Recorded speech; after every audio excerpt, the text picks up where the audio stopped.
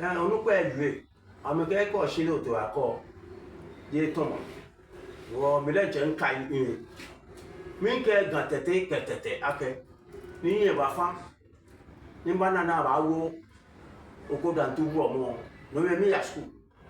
Na ya mo le ke je ko loko ameshia na ke ti abitoshi. Na ke ti abitoshi aja ke me ni ya wo le ameja abitoshi. No na ke le ti je se me na ke le ba osha.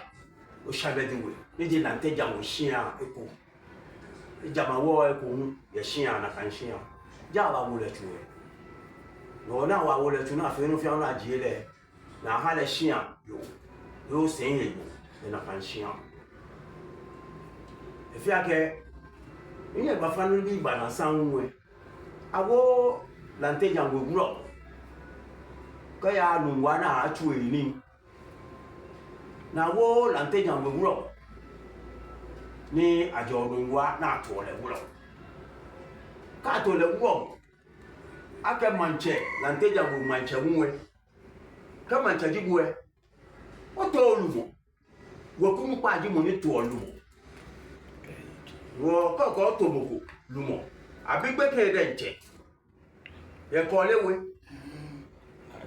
wo kwe na ilu wo kwe e ka ga we flo ku ha na ko ha me ye shi ha na bi la ke bu ye wo ni bo ke ba na mo to moko na chu bo mo no ko ba ye wu mo ni bo ke ba wo he ni ke wo ka ko se no ka ya no na bile ke la deja we manche tule de ka envelope aba na ga ka ko se ka ya wo he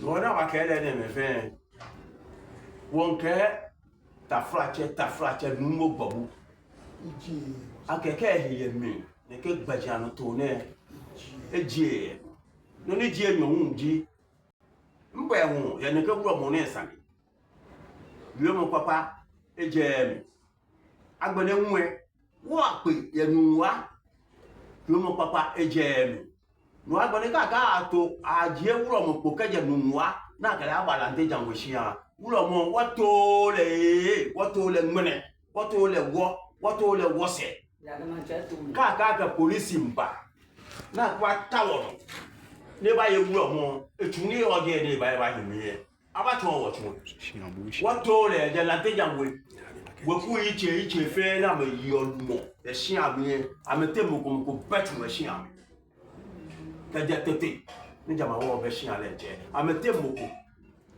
betu me shin ami kabashi ngene ni wone yo won ka me ni on jose kan joyi ya te ve agashi bate nuwe na ton gbadia no to ni to he ka ne bi mi ni chomo ka wo ke won to le shi aka wuro ye shi a le won shwe wo hin ashi won de che be ntu aka wole wo be ku wole wo ni jo no wo to le e ko man che to wuro mo shi a ma che to nu e to man che